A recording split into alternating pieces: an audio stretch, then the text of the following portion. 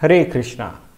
ओम अज्ञानतिमिरन्धस्य ज्ञानाञ्जनशलाकया चक्षुरुन्मिलितं येन तस्मै श्रीगुरुवे नमः।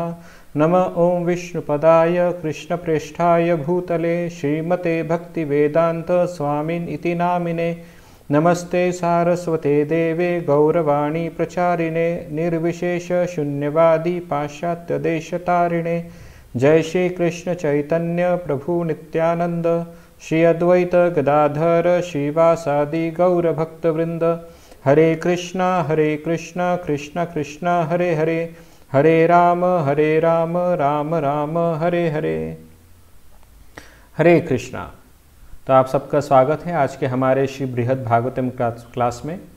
कल हमने सुना था कि गोप कुमार जो ब्रह्मा के पद पर स्थापित थे, उन्होंने सुना कि किस प्रकार से मुक्ति से भी बढ़कर भगवान की शुद्ध भक्ति होती है, और जो व्यक्ति भगवान की भक्ति में लग जाता है उसे अपने आप ही इस मुक्ति पद की प्राप्ति हो जाती है। लेकिन फिर भी गोप कुमार के मन में इस मुक्ति पद को देखने की कामना थी, जिसे महाकालपुर धाम भी कहा जाता है।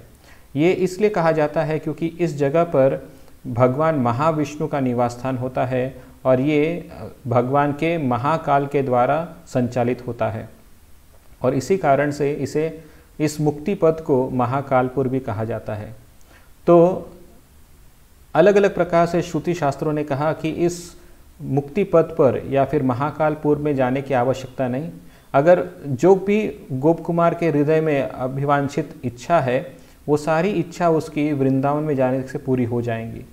और इसके लिए भगवान विष्णु ने भी सहस्त्र शीर्ष पुरुष जो ब्रह्मलोक में निवास करते हैं, उन्होंने भी गोप कुमार को यही सुझाव दिया कि वो वृंदावन में जाए और वहाँ पर भगवान का भजन करें, जिससे उसकी सभी इच्छाएं अवश्य पूरी होगी। लेकिन गोप कुमार के मन में अभी भी अभिलाषा थी कि ये ब्रह्म पद क्या होता है या मुक्ति पद क्या होता है, और वहाँ पर भगवान का वो महाकाल रूप क्या है, वो देखने का तीव्र इच्छा थी।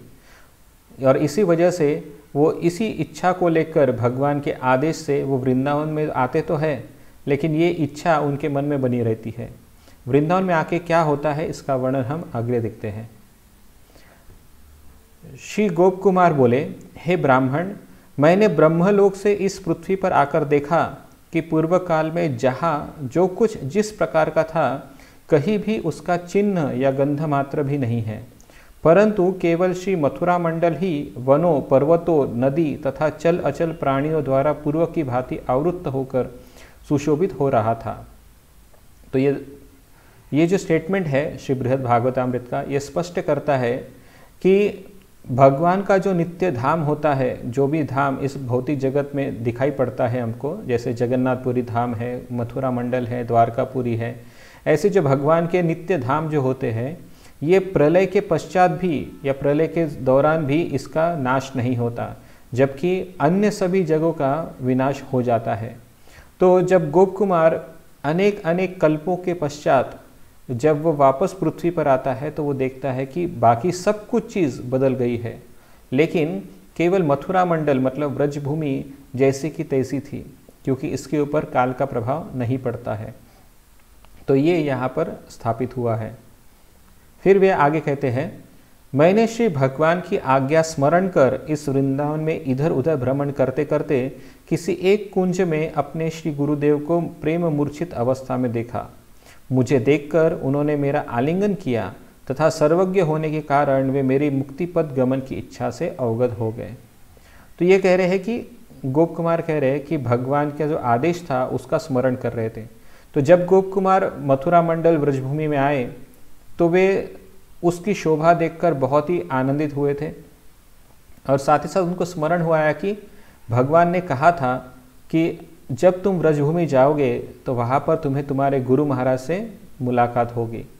तो हमें समझना चाहिए कि ये जो उनके गुरु महाराज हैं, ये भगवान की विशेष अनुग्रह के द्वारा वापस अनेक अनेक कल्पों के पश्चात गोप कुमार से उनकी मुलाकात हुई, क्योंकि गुरु के द्वारा अपने शिष्य को जो उपदेश होता है वो उपदेश बहुत ही महत्वपूर्ण होता है, और भगवान चाहते थे कि गोप कुमार अपने गुरु द्वारा ये उपदेश प्राप्त करे और उसी के द्वारा वो भगवान की भक्ति को ही स्थिर करके स्वीकार कर ले।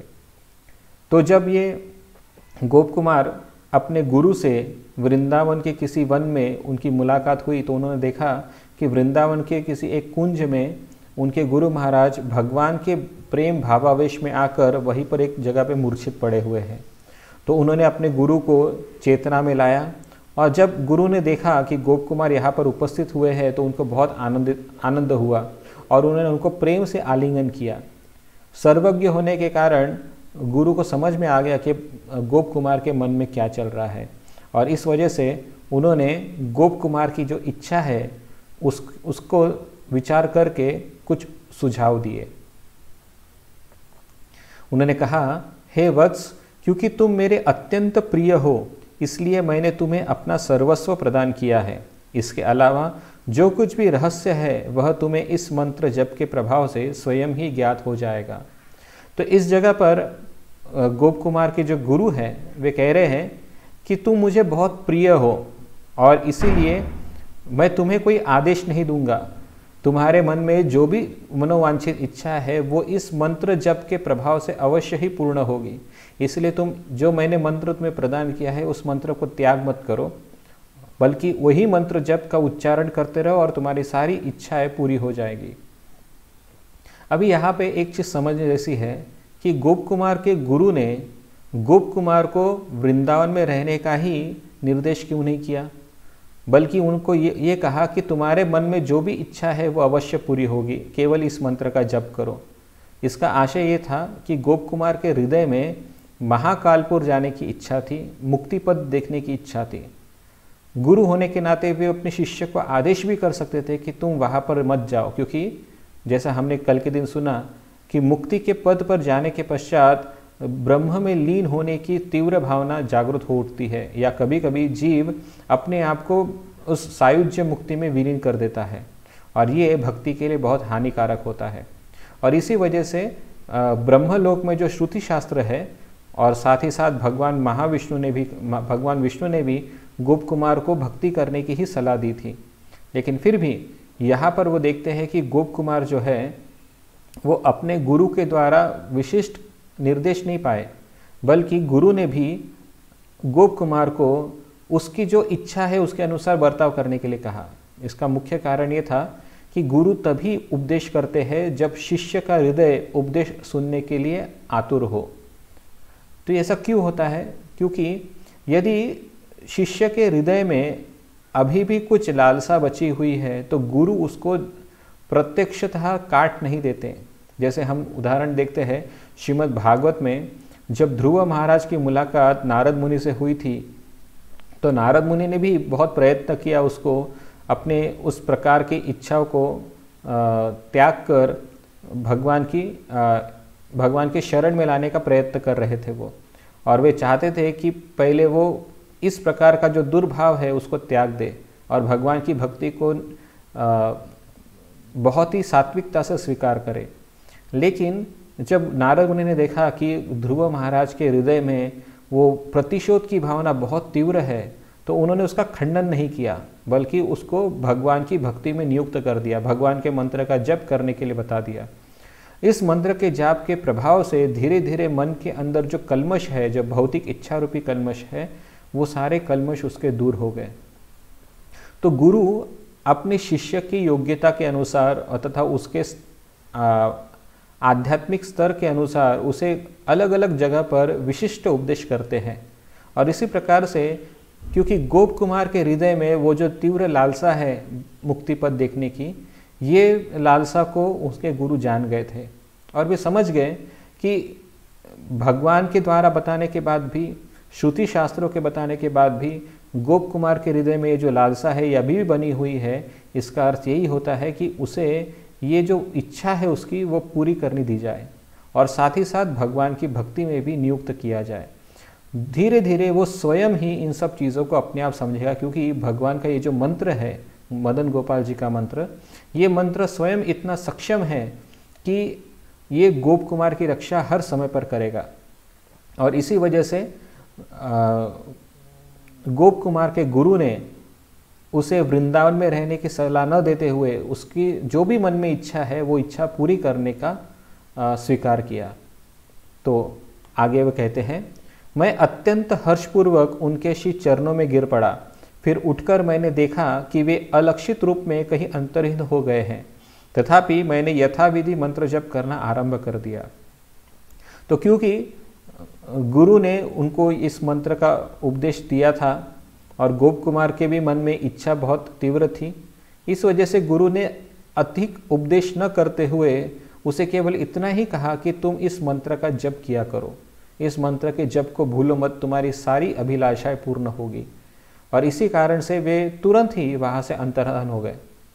तो ये सुनकर गोप कुमार को बहुत हर्ष हुआ कि मेरे गुरु ने मुझे वृंदावन में, मतलब यहीं पर है, मेरी इच्छा के अनुसार ही मुझे उपदेश किए हैं। इस वजह से वे बहुत हर्षित हुए थे और फिर गोप कुमार उस मंत्र का जप बहुत तीव्रता से करने लगे। जप के प्रभाव से मुझे ऐसा प्रतीत हुआ कि मेरा शरीर पंचभूत से अतीत किसी एक अपार्थिव देह में बदल गया। फिर मैं सूर्यमंडल को भेद कर ऊर्ध्वलोक में गमन करते करते 14 भुवनों को देखने लगा। तो जैसे ही मंत्र का प्रभाव गोप कुमार के ऊपर पड़ने लगा, उसने देखा कि उसका जो शरीर है वो पूरी तरह से बदल गया है। अब उसका शरीर पंचभौतिक तत्वों से नहीं बना हुआ है, वो अभी सूक्ष्म शरीर के द्वारा वो आच्छादित है। मतलब उसका शरीर अभी पूरी तरह से अपार्थिव, मतलब सूक्ष्म स्तर पर आ पहुंचा है। और इस सूक्ष्म स्तर पर आने के कारण उसने अनुभव किया कि वो धीरे धीरे उच्चतर ब्रह्मांड के उच्चतर छोर की तरफ वो बढ़ रहा है। और जैसे जैसे वो ऊपर ऊपर जाते जा रहा था, तो उसने सारे के सारे जो 14 भुवन हैं, उस सारे 14 भुवन का दर्शन किया, जहाँ से वो पहले भी कई बार पहले से जहाँ से वो जा चुके थे। जैसे स्वर्गलोक उसने देखा, फिर महरलोक देखा, फिर तपलोक देखा, फिर ब्रह्मलोक देखा। ये सारे जो 14 भुवन है, ये सारे 14 भुवन का दर्शन गोप कुमार ने एक साथ ही ऊपर की तरफ जाते हुए देख लिया था। मैंने देखा कि समस्त लोक बहुत प्रकार के दोषों से युक्त है, केवल सुख के आभास से ही भूषित है, मायामय है तथा स्वप्न दृष्ट वस्तुओं की भांति मिथ्या है। तो यहाँ पर गोप कुमार कह रहे हैं कि मैंने सभी लोकों का दर्शन किया और सभी लोकों में मैंने ये देखा कि हर एक लोक में व्यक्ति अपने आप को सुखी समझ रहा है। जैसे इस मर्त्य लोक में इतना दुख होने के बाद भी उसने देखा कि कुछ लोग अपने आप को बहुत सुखी समझते हैं, वो ये सोचते हैं कि मैं यहाँ पर बहुत सुखी हूँ। उच्चतर स्वर्गलोक में गए तो उधर भी वहाँ पर उसे दिखता है कि लोग अपने आप को यहाँ पर सुखी समझ रहे हैं, लेकिन वास्तविक तौर पर ये जो सुख है ये माया का ही एक भ्रम है, माया का ही एक प्रभाव है। और इसीलिए ये एक सपने की तरह मिथ्या जान पड़ता है। पूर्व में मैंने बहुत समय तक क्रमपूर्वक जिन लोगों को लांघा था, अब उन सभी को पलक झपकते ही मैंने गति से एक साथ लांघ लिया। तो यहाँ पर बताया जा रहा है कि जैसे ही गोप कुमार को एक ये विशिष्ट दिव्य शरीर या एक सूक्ष्म शरीर प्राप्त हुआ जो मन की गति से प्रवास करने वाला था, और इस प्रवास से द्वारा वो ब्रह्मांड के बाहर जाने की इच्छा कर रहा था, उसने एक छलांग में, मतलब एक झटके में सारे के सारे 14 भुवनों को एक साथ पार कर लिया। फिर मैं उन श्रेष्ठ आवरणों में पहुंचा जहाँ का सुख और वैभव ब्रह्मा के लोक से उत्तरोत्तर करोड़ों गुना अधिक था।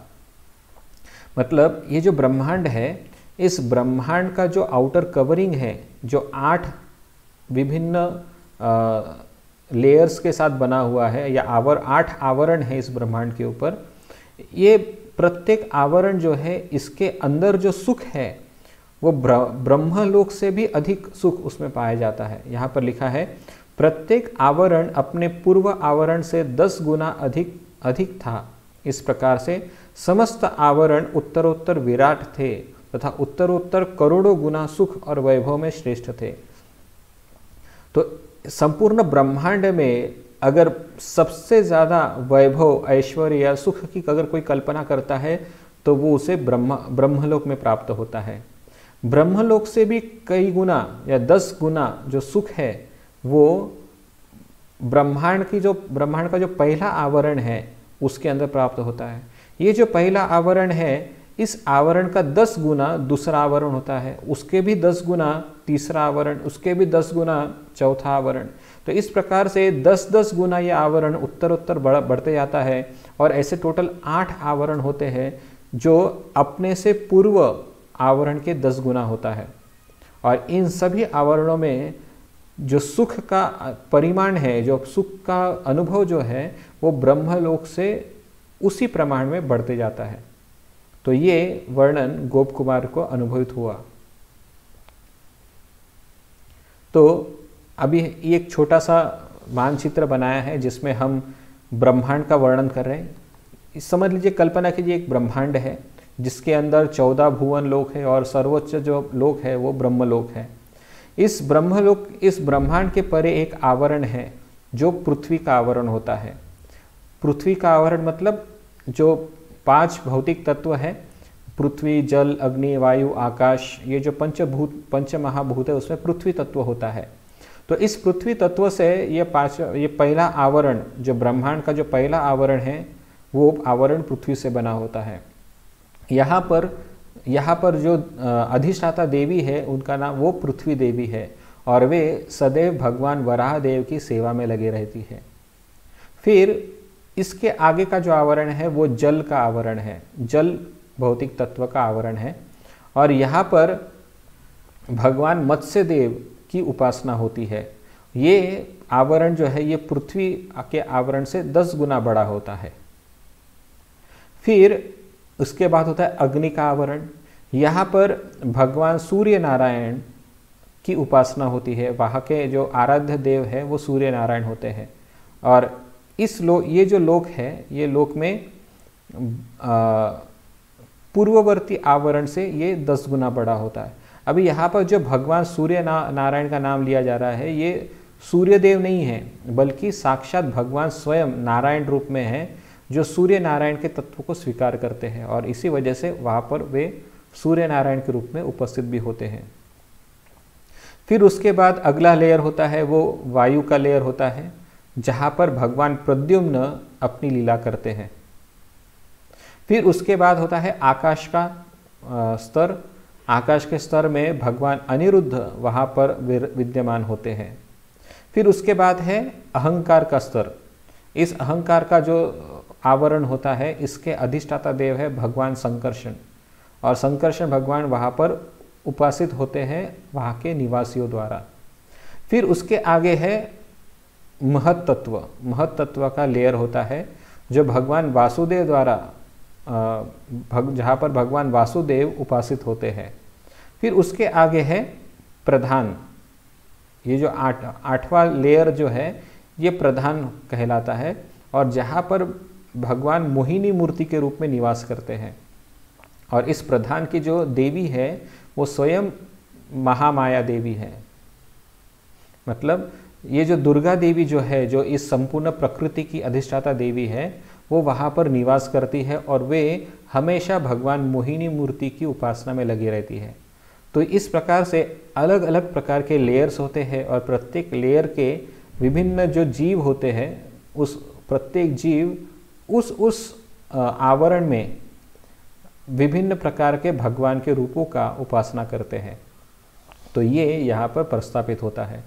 एक चीज़ हमें यहाँ पर ये समझनी होगी कि जब गोप कुमार ये प्रत्येक आवरणों से गुजर रहे थे तो वहाँ के जो अधिष्ठाता देव है, जैसे पृथ्वी पे वो गए थे तो वहाँ पे माता पृथ्वी ने उनका स्वागत सत्कार किया और उनको विनती की कि कृपया करके आप यहीं पर रहिए और यहाँ पर हमारे द्वारा जो सेवा है उसका स्वीकार करें।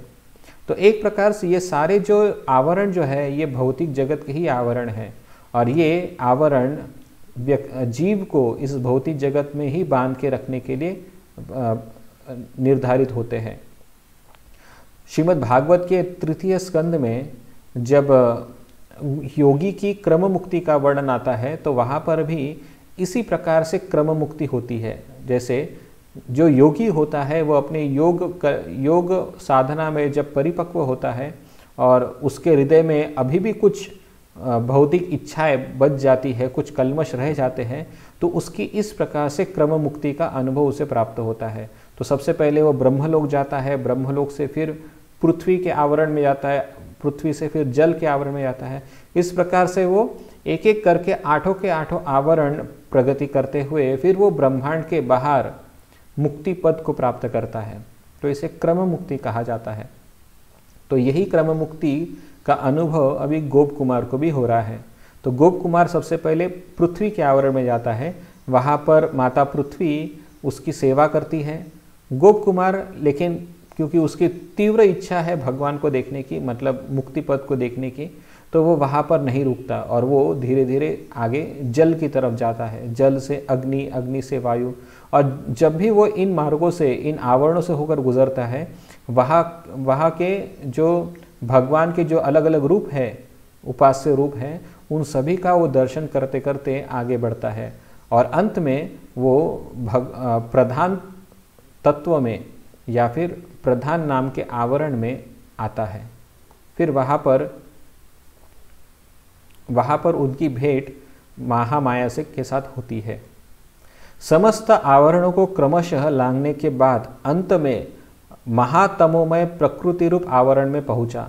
वहाँ की घनघोर श्याम कांति ने मेरे नेत्रों और मन को हरण कर लिया। उस आवरण को अपने इष्ट देव के वर्ण के समान देखकर मैं अत्यंत प्रसन्न हुआ, अतएव मैं और आगे जाने के लिए उत्सुक नहीं हो सका। तो जब गोप कुमार आखिरी आवरण तक पहुँचे तो वहाँ पर उस आवरण का जो वर्ण था वो साक्षात भगवान श्याम सुंदर या मदन गोपाल के रंग के जैसा ही था। और उस रंग को देखकर, उस आवरण को देखकर उसे भगवान मदन गोपाल जी का स्मरण हुआ आया और फिर उसे लगा कि ये जो जगह है ये मेरे मदन गोपाल जी के वर्ण के जैसे दिखती है। तो ये जगह बहुत आकर्षित उनको लगने लगी और इसी जगह पे उनका मन वहाँ पर जम गया, इसलिए वो और आगे जाने के लिए उत्सुक नहीं हुए। फिर वहाँ पर उनकी भेंट महामाया के साथ होती है या प्रकृति देवी के साथ होती है।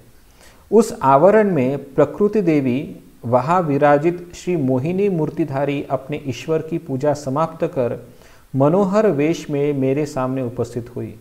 उन प्रकृति देवी ने भी धरणी देवी आदि की भांति अणिमादि सिद्धि रूप समस्त उपहारों को मेरे समक्ष लाकर मुझे वहाँ रहने के लिए अनुरोध किया।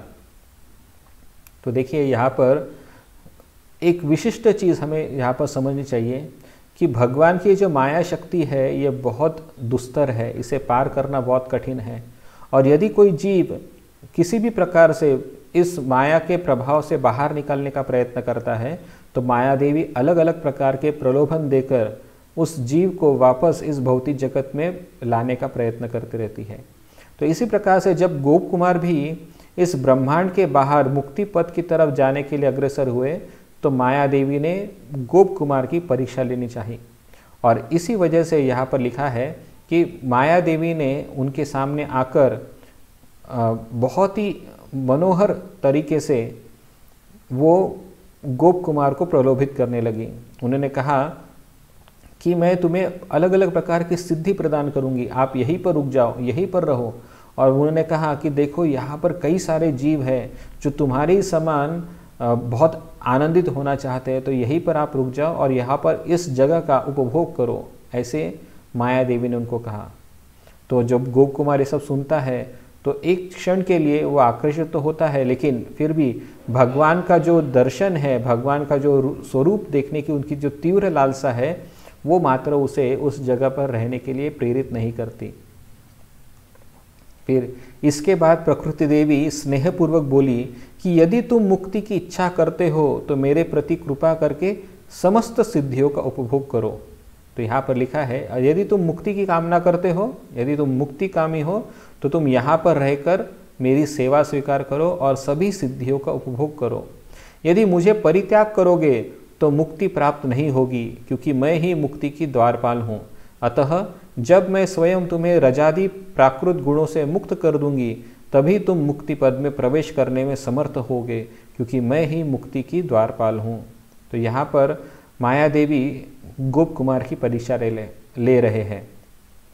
वे कह रही है कि तुम्हें मेरी सारी बातें माननी होगी, क्योंकि मैं मुक्ति की द्वारपाल हूँ। मेरे परमिशन के बिना कोई भी व्यक्ति इस भौतिक जगत को छोड़कर नहीं जा सकता। यदि तुमने मुझे प्रसन्न किया, और वो प्रसन्न कैसे होंगी, जो भी मैं कह रही हूँ वैसा करो। यदि तुम वैसा करने को अगर तुम तैयार हो तो ही तुम मुझे प्रसन्न करोगे, और तभी तुम इस भौतिक जगत को छोड़कर मुक्ति धाम को प्राप्त करोगे।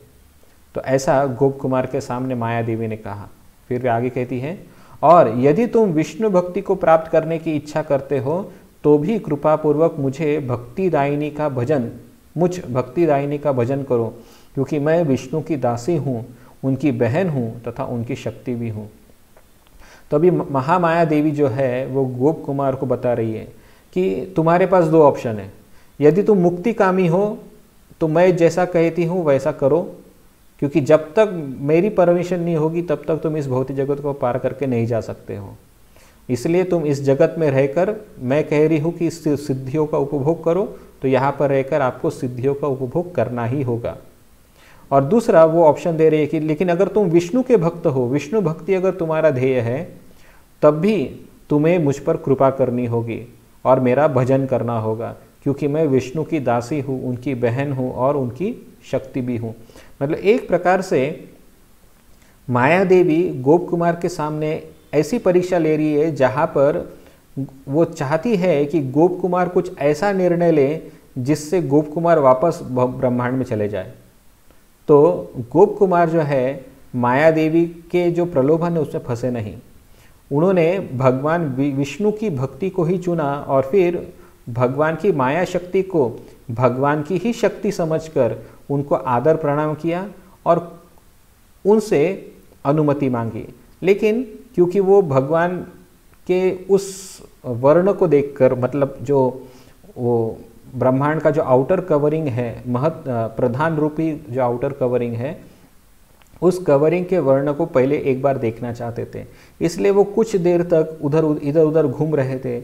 लेकिन उनकी जो परिभ्रमण, उनका जो भ्रमण है उस आवरण में, वो आवरण में उसे कुछ आनंद नहीं आ रहा था। और इस वजह से गोप कुमार जो है उनके हृदय में बार बार उस आवरण को देखकर भगवान के सुंदर रूप का उनको स्मरण हो रहा था, क्योंकि वो जो आवरण है उसका जो कलर है वो भगवान के जैसा ही श्याम वर्ण था।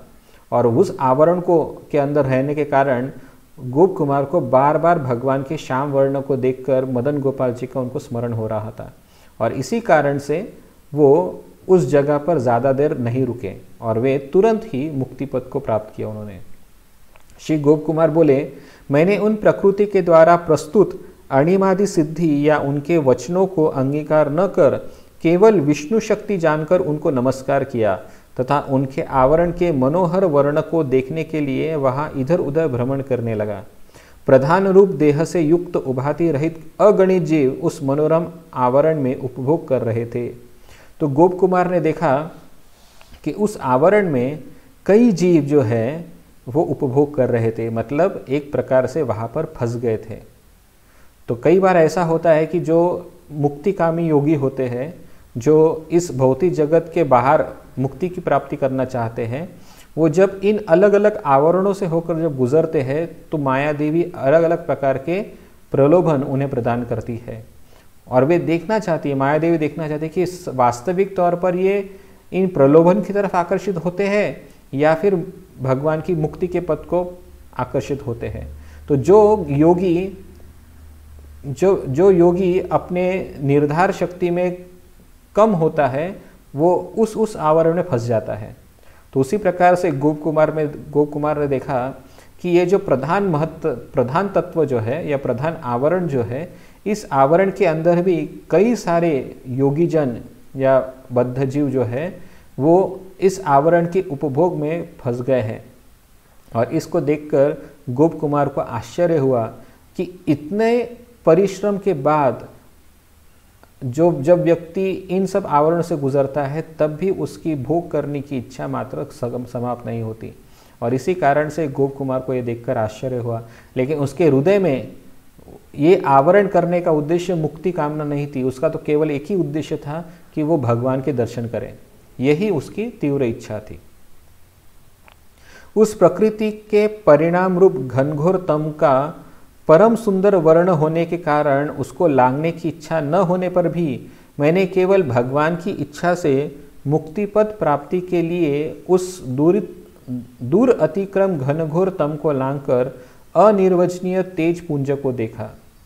तो यहाँ पर भगवान की विशेष कृपा गोप कुमार पर हुई और गोप कुमार इन सब चीज़ों से आकर्षित नहीं हुआ, बल्कि वो भगवान की तरफ आकर्षित था और इस वजह से उसने तुरंत ही उस प्रधान तत्व को लांघ दिया।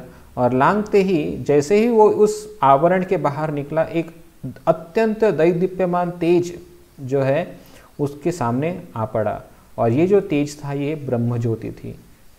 ये जो ब्रह्म ज्योति है ये वास्तविक तौर पर भगवान की अंग कांति होती है, उनके शरीर के द्वारा ये बाहर आती है और इसी को ब्रह्म कहते हैं।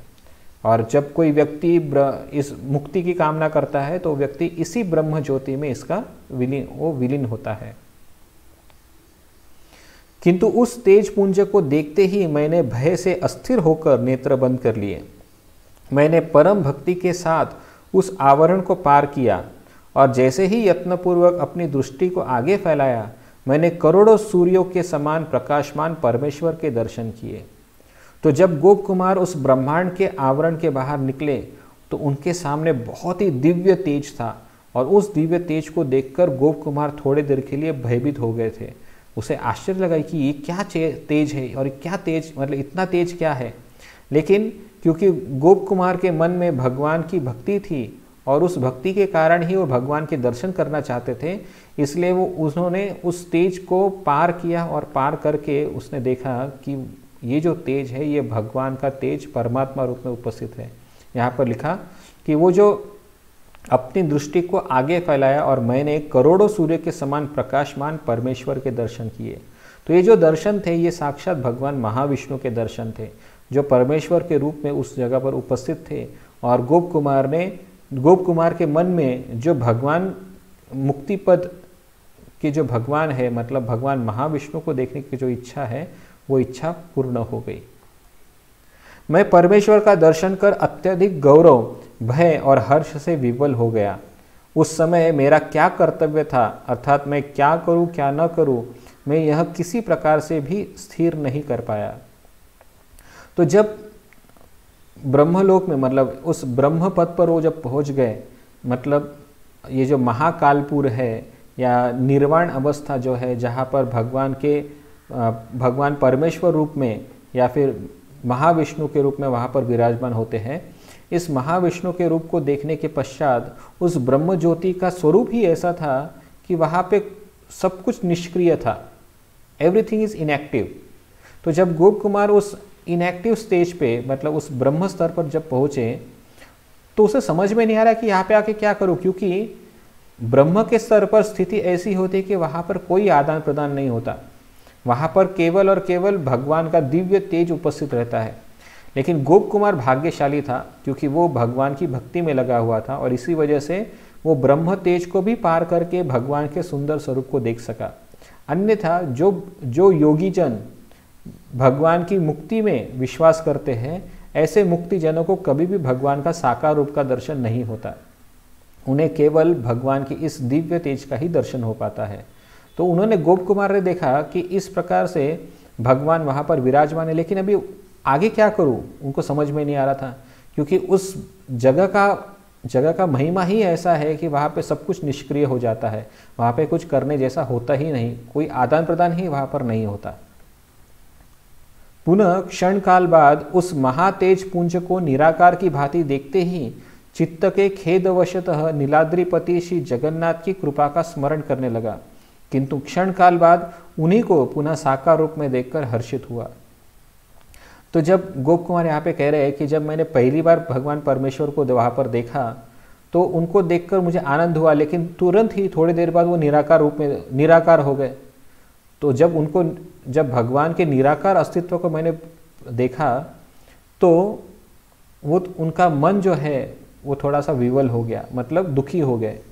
क्यों दुखी हो गए? उनका मन बहुत विवल इसलिए हुआ क्योंकि उनको भगवान का रूप बहुत प्रिय था और क्योंकि भगवान वहाँ पर निराकार रूप में उपस्थित हुए थे तो इस वजह से उनको भगवान जगन्नाथ जी का स्मरण हो आया और वे फिर से भगवान का साकार रूप देखने की तीव्र इच्छा उनके मन में जागृत हुई। और जब इस प्रकार की इच्छा वापस जागृत हुई तो फिर से भगवान ने अपने निराकार स्वरूप को छोड़कर वापस साकार स्वरूप में उसको दर्शन दिए, और उनको इस साकार रूप को देखकर वापस गोप कुमार को बहुत आनंद हुआ। श्रील सनातन गोस्वामी ने टीका में लिखते हैं कि जैसे जो भक्त होता है और या फिर खास तौर पर जो योगी जन होते हैं, जैसे उसकी परमेश्वर या दिव्यत्व को या ब्रह्म को देखने की मानसिकता होती है, उसी के अनुसार भगवान उसको अपना दर्शन कराते हैं। यदि कोई योगी भगवान के निराकार अस्तित्व को ही स्वीकार करता है और साकार को स्वीकार नहीं करता, तो इस पद को प्राप्त करने के बाद भगवान उसे निराकार रूप में ही दर्शन देते हैं, या उसे निराकार अस्तित्व ही दिखाई पड़ता है भगवान का। लेकिन यदि कोई भक्त इस आवरण में उपस्थित होता है, जो भगवान के साकार रूप को स्वीकार करता है, उसकी उपासना करता है, तो ऐसे भक्त को उस निराकार ब्रह्म ज्योति में भी भगवान का साकार रूप का दर्शन होता है।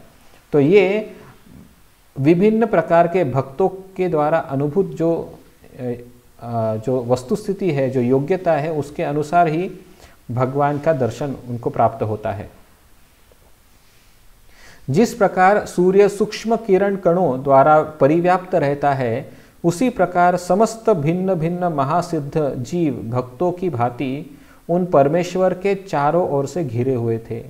तभी गोप कुमार ने देखा कि जब भगवान परमेश्वर रूप के में उपस्थित तो है और उनके शरीर से दिव्य तेज बाहर निकल रहा है, ये सब उन्होंने दर्शन किया। लेकिन साथ ही साथ उन्होंने देखा कि भगवान के आसपास ये जो जीव है, जो शुद्ध जीव है, जो महासिद्ध मतलब जिन्होंने संपूर्ण ब्रह्मांड के कवरिंग को भेद कर भगवान का ये जो ब्रह्म ज्योति में अवस्था है वो प्राप्त किया है, ये सारे जीव भगवान के आजू बाजू घूम रहे हैं। उदाहरण दिया है जैसे सूर्य की जो किरणें होती है सूर्य के आजू बाजू घूमती है, उसी प्रकार से भगवान परमेश्वर के आसपास ये जो महासिद्ध जीव जो है वो आसपास घूम रहे थे। तो ये उन्होंने देखा। इस प्रकार मेरी बुद्धि आनंद समुद्र में निमग्न हो गई। अभी ये जो आनंद समुद्र कौन सा समुद्र है आनंद का, ये यहाँ पर वर्णन आया कि ये जो ब्रह्मानंद का जो आनंद है, ये आनंद का अनुभव गोप कुमार ने किया और उस समय भी आत्माराम अथवा पूर्ण काम की भांति हो गया। तो क्योंकि ये ब्रह्मानंद का आनंद था और इस वजह से गोप कुमार को भी आत्मारामता या फिर पूर्ण काम मतलब ये कोई मन में इच्छा नहीं रही उनकी। तो उस जगह का स्वरूप ही ऐसा था कि जो कोई व्यक्ति उस जगह में जाता है तो सारे के सारे जो भी कामनाएं हो उसके मन में वो धीरे धीरे समाप्त हो जाती है, क्योंकि वो जगह जो है ये पूर्णतः से हर प्रकार के काम को पूर्णत्व के सर पर ला के रखता है। और साथ ही साथ जो भी जीव है वो अपने आप में ही आनंद का अनुभव करता है। तो इस वजह से गोप कुमार के भी हृदय में जो भी अन्य अन्य कामनाएं थी, वो सारी कामनाएं जो है केवल उस जगह के प्रभाव से ही शांत हो गई। उस समय मैंने मन ही मन युक्ति तर्क द्वारा विचार कर स्थिर किया कि यही परम पद और चरम सीमा प्राप्त परम फल है। तभी गोप कुमार के हृदय में जब वो अवस्था उसने प्राप्त की तो उसके लगने लगा कि यही सर्वोच्च अवस्था होनी चाहिए और यही प्रत्येक जीव का ध्येय भी होगा, क्योंकि इसके अलावा और आगे क्या हो सकता है, ऐसा वो सोचने लगे। तो ये ऐसा क्यों हो रहा है यहाँ पर, क्योंकि वो जगह जो है उसका ही प्रभाव ऐसा है कि व्यक्ति को ब्रह्म के प्रति आकर्षित कर बैठती है। और इसी प्रकार से गोप कुमार भी अभी इस ब्रह्म ज्योति की तरफ आकर्षित हो रहा है। परंतु उन तेजोमय पुरुष का बहुत समय तक अवलोकन करने के फलस्वरूप मुझ में अपने इष्ट देव श्री मदन गोपाल देव के साक्षात दर्शन करने का लोभ और भी वृद्धित हो गया। तो जब गोप कुमार इस प्रकार से इस ब्रह्म तेज की तरफ आकर्षित हो रहे थे, तो भगवान की असीम कृपा के कारण जब वो भगवान का दर्शन कर रहे थे तो उसे उस भगवान के दर्शन में अपने मदन गोपाल जी का दर्शन हो रहा था या मदन गोपाल का स्मरण हो रहा था। और इसी स्मरण के कारण वो उस ब्रह्म ज्योति में विलीन होते होते बच गया। ये सब भगवान की ही कृपा थी। यद्यपि वह मुक्ति पद सब कुछ विस्मरण कराने वाला था, तथापि गुरुदेव के चरण कमलों की कृपा से और उनके द्वारा दिए हुए मंत्र की सेवा के प्रभाव से कभी भी मुझे मेरे इष्ट देव श्री मदन गोपाल के चरण कमलों के दर्शन की लालसा तिरोहित नहीं हुई। इसलिए पहले की भांति परम श्रेष्ठ पद प्राप्ति के लिए वहाँ अवस्थान करने पर भी मेरे चित्त में निर्वेद उत्पन्न होता। तो यहाँ पर स्पष्ट तौर पे बताया जा रहा है कि वो मुक्ति पद ऐसा है कि सब कुछ विस्मरण करा देता है, हर प्रकार की इच्छाओं को विस्मरित करा देता है।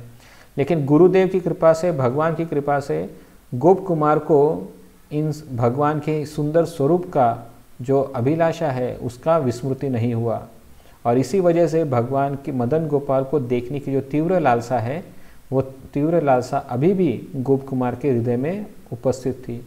और इसी लालसा के कारण गोप कुमार उस ब्रह्म ज्योति में ज़्यादा देर तक उसे आनंद नहीं आया, जबकि वो जो जगह है ये ब्रह्मानंद से परिपूर्ण है, लेकिन क्योंकि वहाँ पर किसी प्रकार का आदान प्रदान नहीं होता, वहाँ पर किसी प्रकार के साकार रूप का दर्शन नहीं होता, और इसी कारण से गोप कुमार जो है उस जगह पर ज़्यादा देर तक उसकी आसक्ति नहीं रह पाई, और वहाँ पर भी उसे थोड़ा सा मतलब निर्वेद, मतलब एक प्रकार से डिटैचमेंट उत्पन्न, वैराग्य उत्पन्न हो गया उस जगह से भी। इसलिए मुक्ति पद के अधिष्ठाता परमेश्वर को साकार रूप में दर्शन करने पर भी मैं पहले की भांति हर्षित नहीं हो पाता, अपितु उनमें लीन हो जाऊंगा, ऐसी आशंका से सदा सर्वदा उद्विग्न होता। तो भगवान का दर्शन, अभी साक्षात भगवान का दर्शन कर रहे हैं, मुक्ति पद के अधिष्ठाता जो परमेश्वर है उनका दर्शन कर रहे हैं, लेकिन फिर भी उनका दर्शन करने के बावजूद गोप कुमार के मन में आनंद नहीं हो रहा था। क्यों नहीं हो रहा था आनंद? क्योंकि उनका आकर्षण भगवान मदन गोपाल के प्रति अत्यधिक था। और फिर जब इस प्रकार से उसके मन में अलग अलग प्रकार के भाव उत्पन्न हो रहे थे, तो उन्होंने कुछ देर के पश्चात कुछ अनुभव किया कि अचानक से कुछ दूर से ढोल ताशे नगाड़ों की आवाज़ आ रही है, कोई जोर जोर से कीर्तन करते हुए कोई आ रहा है, ऐसा प्रदर्शित हुआ।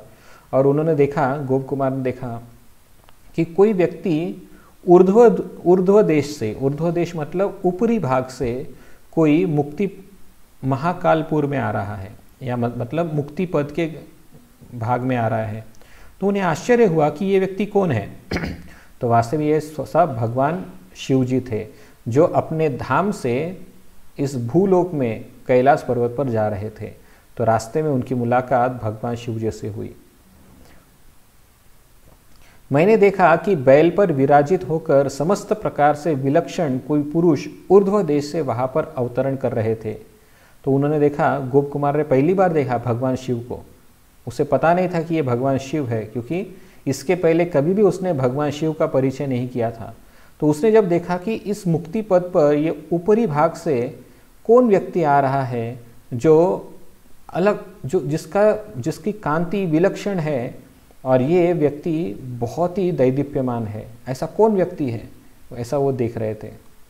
वे पुरुष कर्पूर की भांति गौरवर्ण के थे, मतलब कर्पूर गौरम, त्रिनेत्र युक्त, दिगंबर, अर्धचंद्रमौली ललित,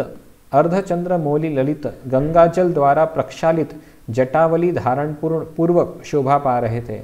उनके शरीर पर भस्म का अंगराग था, और वे अस्थियों की मनोहर माला से सुशोभित होकर हाथ में त्रिशूल धारण किए हुए थे। तो ये रूप देख गोप कुमार ने देखा, और वो बहुत ही आश्चर्यचकित हुआ कि ये कौन व्यक्ति यहाँ पर आ रहा है, और उनके प्रति जिज्ञासा भी उत्पन्न हुई। उनकी गोद में विराजित गौरी मतलब पार्वती देवी प्रेम से तृप्त हो रही थी, और वे महादेव दिव्य से भी अति दिव्य छत्र चामरादि द्वारा घिर कर अपने अनुरूप सेवकों द्वारा सेवित हो रहे थे। तो अपने सेवकों द्वारा वो सेवित हो रहे थे भगवान शिव जी, ऐसा लिखा है यहाँ पर। उनका दर्शन कर मुझे परम विस्मय और हर्ष हुआ। मैं मन ही मन चिंता करने लगा कि अपने परिवार के साथ मुक्ति पद के ऊर्ध्व देश में विराजमान यह पुरुष कौन है। तो फिर गोप कुमार के मन में ये प्रश्न जागृत हुआ कि कौन है ये व्यक्ति जिसने इस मुक्ति पद में आकर इस ब्रह्म ज्योति की कांति को भी फीका कर दिया।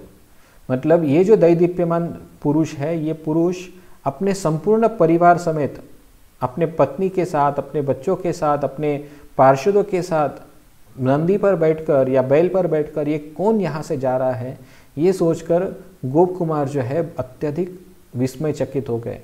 और फिर आगे क्या होता है इसका वर्णन हम अगली बार करेंगे। तब तक के लिए धन्यवाद। हरे कृष्णा। कुछ और भी चीज़ बतानी थी, अनाउंसमेंट थी कि कल मतलब कल की 11 तारीख, 12 तारीख और 13 तारीख, ये 3 दिन मंदिर में जन्माष्टमी निमित्त प्रोग्राम रहने वाला है। और इसी कारणवश हमारा जो लाइव टेलीकास्ट होता है ये बृहद भागवतामृत का, ये अगले 3 दिन नहीं हो पाएगा।